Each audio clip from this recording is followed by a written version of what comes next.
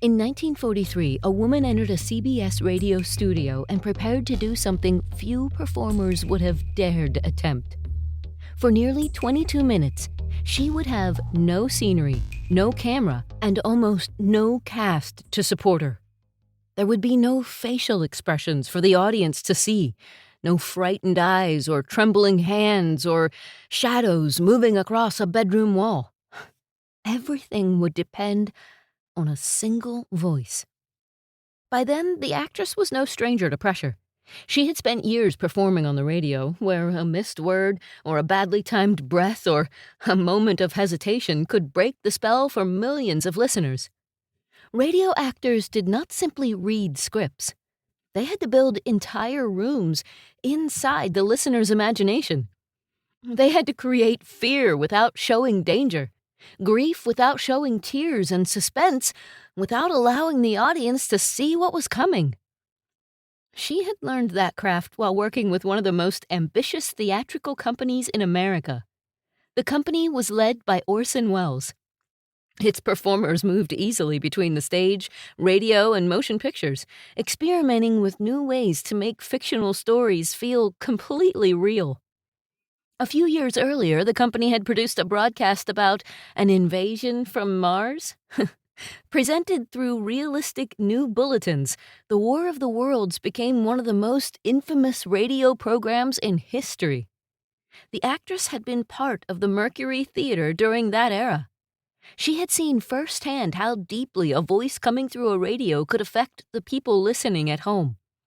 She had also followed Welles to Hollywood. In 1941, she appeared in Citizen Kane, playing the mother of Charles Foster Kane.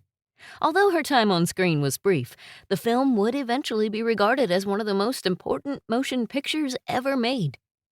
But 2 years later, she faced a challenge that depended almost entirely on her.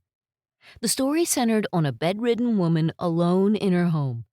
While attempting to make a telephone call, the woman accidentally overhears two men planning a murder. She tries to convince telephone operators and police officers that the threat is real, but no one seems willing or able to help her. As the minutes pass, the woman becomes increasingly frantic. The actress had to carry that fear through her voice alone.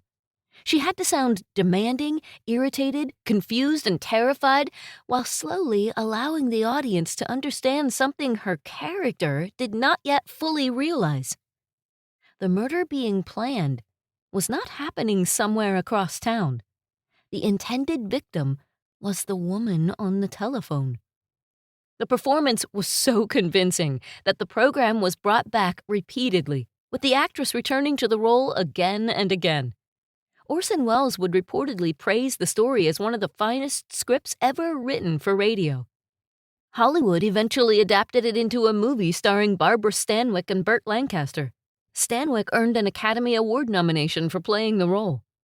But before the cameras, the movie sets, and the Oscar nominations, there was one woman sitting at a microphone, using only her voice to make an entire country fear the sound of a telephone ringing in the night. That woman was Agnes Moorehead. The radio drama was Sorry, Wrong Number. Moorehead would later become familiar to television audiences as the sharp-tongued Endora on Bewitched, but one of the greatest performances of her career could not be seen at all. It could only be heard. A link to the original broadcast is waiting for you in the description of this episode. Turn down the lights, press play, and discover what Agnes Moorehead could do with one telephone and one unforgettable voice. Sometimes fate changes the world. Sometimes it changes just one life. And sometimes it does both. This has been Twist of Fate Radio. I'm Angela Clark. Until next time, remember, sometimes the smallest choices lead to the biggest consequences. Want to explore more stories like this? Visit twistoffateradio.com. There you can read more details about this story and others like it. Plus, you can submit your own Twist of Fate story to be considered for a future episode. You never know what twist of fate is coming next.